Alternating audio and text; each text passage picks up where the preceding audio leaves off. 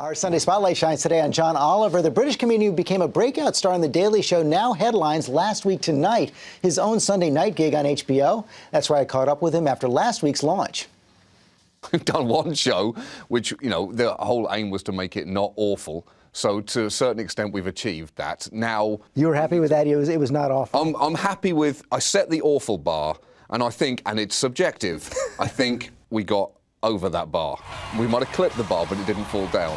No, so I think, now it's going to be a question of working out what this show is.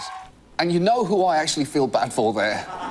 Pope Benedict. Because it cannot be easy to be the fourth most popular pope in a room.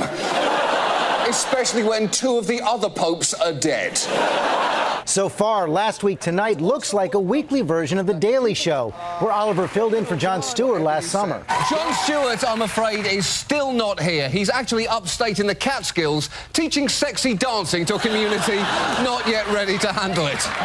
He is having the time of his life. Oliver grew up in Great Britain, but is planting roots in the States. He met his wife at a Republican convention. She's an Iraq War veteran, and I met her in St. Paul when I was getting chased by security.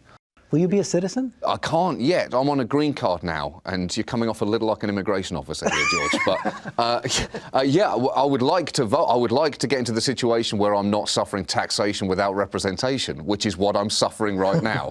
Oliver did not attend last night's White House Correspondents' Dinner, but he loves the way Stephen Colbert skewered the room back in 2006. I believe the government that governs best is the government that governs least, and by these standards, we have set up a fabulous government in Iraq.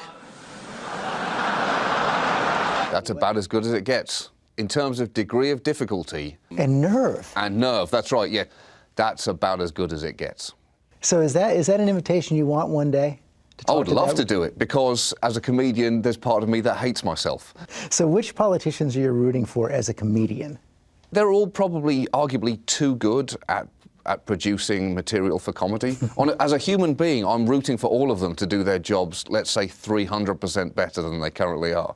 How about rebranding yourself as a great listener?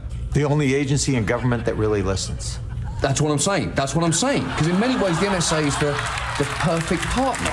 So, let me introduce you to the new NSA, Trevor.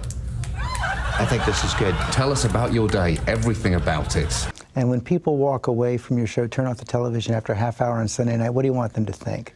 Turn off the television after a half hour on Sunday night, or, let's be honest, wake up when the music in the credits starts to roll and go, I really need to go to bed. I just want it to be funny. That's it. That's the only real... That is the key responsibility that you have to hold yourself to as a comedian. If you're not making people laugh, what exactly are you doing? Thanks to John Oliver. General Alexander, good sport there as well. And now we honor our fellow Americans who serve and sacrifice. This week, the Pentagon released the names of 2 soldiers killed in Afghanistan.